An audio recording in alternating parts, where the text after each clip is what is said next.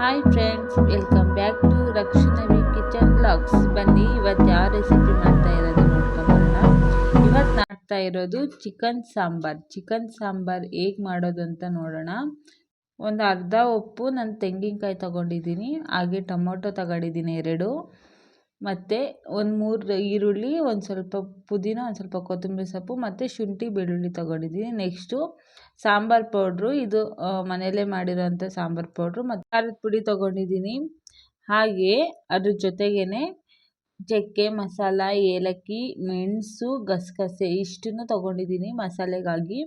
ಹಾಗೆ ಬನ್ನಿ ಹೇಗೆ ಮಾಡೋದು ಅಂತ ನೋಡ್ಕೊಳ್ಳೋಣ. ಜೊತೆಯಲ್ಲಿ ಚಿಕನ್ ಕೂಡ ಅರಿಶಿನ ಪುಡಿ ಹಾಕ್ಬಿಟ್ಟು ಚೆನ್ನಾಗಿ ತೊಳ್ಕೊಂಡು ಎತ್ತಿಟ್ಕೊಂಡಿದ್ದೀನಿ.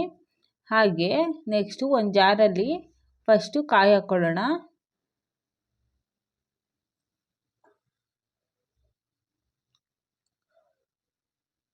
ಕಾಯಿ ಹಾಕ್ಕೊಳ್ತಾ ಇದ್ದೀನಿ. ಒಂದು ಅರ್ಧ ಕಪ್ ಕಾಯಿ ತೊಗೊಂಡಿದ್ದೀನಿ. ಹಾಗೆ ನಾನು ಎತ್ತಿಟ್ಕೊಂಡಿರೋ ಮಸಾಲೆ ಐಟಮ್ಸ್ ಎಲ್ಲ ಹಾಕ್ತಾಯಿದ್ದೀನಿ. ಹಾಗೆ ಫುಲ್ಲು ಸಣ್ಣಕ್ಕೆ ಇದನ್ನು ರುಬ್ಕೊಬರೋಣ. ಇದಾಗಿದೆ. ಇವಾಗ ಬನ್ನಿ ಇದನ್ನು ಟ್ರಾನ್ಸ್ಫರ್ ಮಾಡ್ಕೊಳ್ಳೋಣ ಒಂದು ಪಾತ್ರೆಗೆ. ಹಾಗೆ ಅದೇ ಜಾರಲ್ಲಿ ಈರುಳ್ಳಿ, ಕೊತ್ತಂಬರಿ ಸೊಪ್ಪು, ಪುದೀನ ಸೊಪ್ಪು,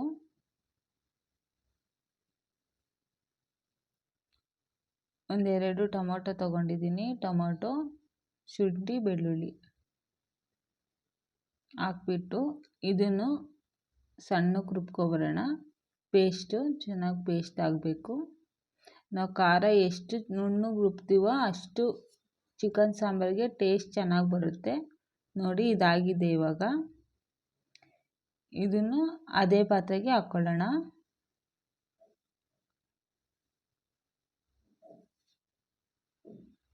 ನೆಕ್ಸ್ಟು ನಾನು ತೊಗೊಂಡಿದ್ನಲ್ಲ ಸಾಂಬಾರು ಪೌಡ್ರು ಮತ್ತು ಖಾರದ ಪುಡಿನ ಸ್ವಲ್ಪ ನೀರು ಹಾಕ್ಕೊಬಿಟ್ಟು ಕಲಿಸ್ಕೋಬೇಕು. ಇದನ್ನು ಕೂಡ ಮಿಕ್ಸಿ ಜಾರ್ಗೆ ಹಾಕಿ ರುಬ್ಕೋಬೇಕು. ನೋಡಿ, ನಾನು ಕಲಿಸ್ಕೊತಾ ಇದ್ದೀನಿ. ಈ ಥರ ಮಾಡಿ ನೋಡಿ, ಮನೆಯಲ್ಲಿ ತುಂಬ ಚೆನ್ನಾಗಿರುತ್ತೆ. ಚೆನ್ನಾಗಿ ಕಲಿಸ್ಕೋಬೇಕು. ಇದನ್ನು ಮಿಕ್ಸಿಲಿ ರುಬ್ಬೋದ್ರಿಂದ ಹಾಗೆ ಹಾಕಿದರೆ ಮಿಕ್ಸಿಲಿ ಹಿಡಿಯುತ್ತೆ ಅನ್ನೋ ಕಾರಣಕ್ಕೆ ಕಲಿಸ್ಕೊತಾ ಇದ್ದೀನಿ ಅಷ್ಟೇ. ನೋಡಿ, ಇವಾಗ ಜಾರ್ಗೆ ಹಾಕ್ಕೊಂಡು ಇದನ್ನು ಕೂಡ ಫೈನ್ ಪೇಸ್ಟ್ ಮಾಡಬೇಕು. ಇದು ಬೇಗ ಪೇಸ್ಟ್ ಆಗಿಬಿಡುತ್ತೆ. ಅದು ಕಲಿಸ್ಕೊಂಡ್ಮೇಲೆ ಮಿಕ್ಸಿ ಜಾರ್ಗೆ ಹಾಕ್ಕೊಂಡು ಅದನ್ನು ಕೂಡ ಒಂದು ರೌಂಡ್ ಪೇಸ್ಟ್ ಮಾಡ್ಕೊಳ್ಳೋಣ. ನೋಡಿ, ಇದಾಗಿದೆ. ಇವಾಗ ಇದನ್ನು ಅದೇ ಪಾತ್ರೆಗೆ ಟ್ರಾನ್ಸ್ಫರ್ ಮಾಡ್ಕೊಳ್ಳೋಣ. ನೋಡಿ, ಹಾಗೆ ನಾವು ರುಬ್ಬಿಟ್ಕೊಂಡಿರೋ ಅಂಥದ್ದೆಲ್ಲನೂ ಮಿಕ್ಸ್ ಮಾಡ್ಕೊಳ್ಳೋಣ ಚೆನ್ನಾಗಿ. ಹಾಗೆ ಚಿಕನ್ ಕೂಡ ಅರಿಶಿನ ಪುಡಿ ಹಾಕ್ಬಿಟ್ಟು ಚೆನ್ನಾಗಿ ತೊಳ್ಕೊತಾ ಇದ್ದೀನಿ. ಚಿಕನ್ ತೊಳ್ಕೊಳ್ಬೇಕು ಕ್ಲೀನಾಗಿ. ಅರಿಶಿನ ಪುಡಿ ಹಾಕಿದರೆ ಅದು ಸ್ಮೆಲ್ ಬರಲ್ಲ. ನಂತರ ಒಂದು ಕುಕ್ಕರಲ್ಲಿ 2-3 ಟೇಬಲ್ ಸ್ಪೂನಷ್ಟು ಆಯಿಲ್ ಹಾಕ್ತಾಯಿದ್ದೀನಿ. ಚಿಕನಲ್ಲಿ ತುಂಬ ಜಿಡ್ಡಿರೋದ್ರಿಂದ ನಾವು ಸ್ವಲ್ಪ ಆಯಿಲ್ ಹಾಕಬೇಕು. ಆಯಿಲ್ ಕಾದ್ಮೇಲೆ ಚಿಕನ್ ಹಾಕ್ತಾಯಿದ್ದೀನಿ. ನೋಡಿ, ಚಿಕನ್ ಹಾಕ್ತಾಯಿದ್ದೀನಿ. ಚಿಕನ್ನು ಆಯಿಲಲ್ಲಿ ಚೆನ್ನಾಗಿ ಫ್ರೈ ಮಾಡ್ಕೋಬೇಕು.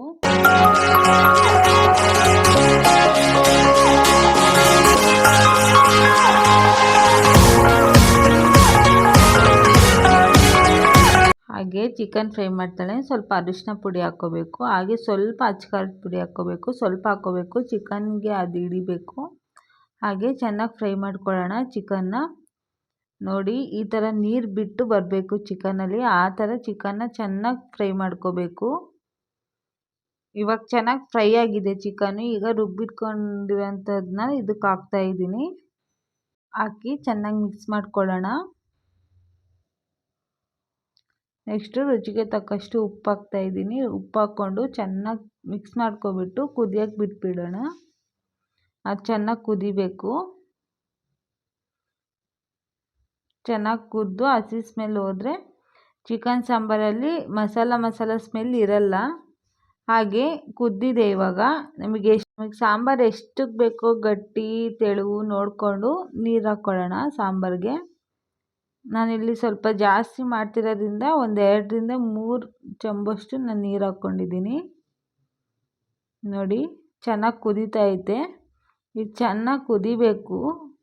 ನೆಕ್ಸ್ಟು ಮೊಟ್ಟೆ ಲಿವರು ಎಲ್ಲ ಎತ್ತಿಟ್ಕೊಂಡಿರ್ತೀವಲ್ಲ ಅದನ್ನು ಈ ಟೈಮಲ್ಲಿ ಸೇರಿಸ್ಕೋಬೇಕು.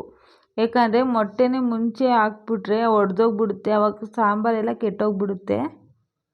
ಈ ಟೈಮಲ್ಲಿ ಮೊಟ್ಟೆ ಲಿವರ್ ಎಲ್ಲ ಸೇರಿಸ್ಕೊಂಡ್ರೆ ಅದು ಬೇಗ ಬೆಂದ್ಕೊಂಡ್ಬಿಡುತ್ತೆ. ನೋಡಿ, ಸಾಂಬಾರು ತುಂಬ ಚೆನ್ನಾಗಾಗುತ್ತೆ. ಒಂದ್ಸಲಿ ಮನೆಯಲ್ಲೆಲ್ಲ ಟ್ರೈ ಮಾಡಿ.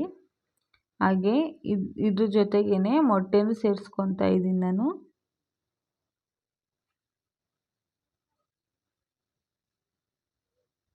ಚೆನ್ನಾಗಿ ಮಿಕ್ಸ್ ಮಾಡಿಕೊಂಡು, ಮೊಟ್ಟೆ ಹಾಕಿದ್ಮೇಲೆ ಜಾಸ್ತಿ ಮಿಕ್ಸ್ ಮಾಡೋಕ್ಕೆ ಹೋಗಬೇಡಿ. ನೆಕ್ಸ್ಟು ಉಪ್ಪು ಎಲ್ಲ ನೋಡಿಕೊಂಡು, ಸ್ವಲ್ಪ ಕಡಿಮೆ ಇತ್ತು ಉಪ್ಪು ಅಂತ ನಾನು ಸ್ವಲ್ಪ ಉಪ್ಪು ಹಾಕ್ತಾಯಿದ್ದೀನಿ. ಹಾಗೆ ಇದು ಬೇಯೋವರೆಗೂ ನಾನು 5 ವಿಷಲ್ಸ್ಗೆ ಬಿಟ್ಬಿಟ್ಟಿದ್ದೆ. ಇದು ಮೊಟ್ಟೆ ಕೋಳಿ ಆಗಿರೋದ್ರಿಂದ ಬೇಯೋಕ್ಕೆ ತುಂಬ ಟೈಮ್ ಹಿಡಿಯುತ್ತೆ. ಈಗ ನೋಡೋಣ ಬನ್ನಿ ಹೇಗಾಗಿದೆ ಸಾಂಬಾರಂತ. ನೋಡಿ, ಎಣ್ಣೆ ಎಲ್ಲ ಮೇಲ್ಗಡೆ ಹೇಗೆ ತೇಲಿ ಬಂದಿದೆ ಅಂತ. ತುಂಬ ಚೆನ್ನಾಗಿರುತ್ತೆ ಸಾಂಬಾರು. ಎಲ್ಲರೂ ಒಂದ್ಸಲಿ ಮನೇಲಿ ಟ್ರೈ ಮಾಡಿ. ನೀವೇ ನೋಡ್ತಾ ಇರ್ಬೋದು ಎಷ್ಟು ಚೆನ್ನಾಗಿದೆ ಅಂತ.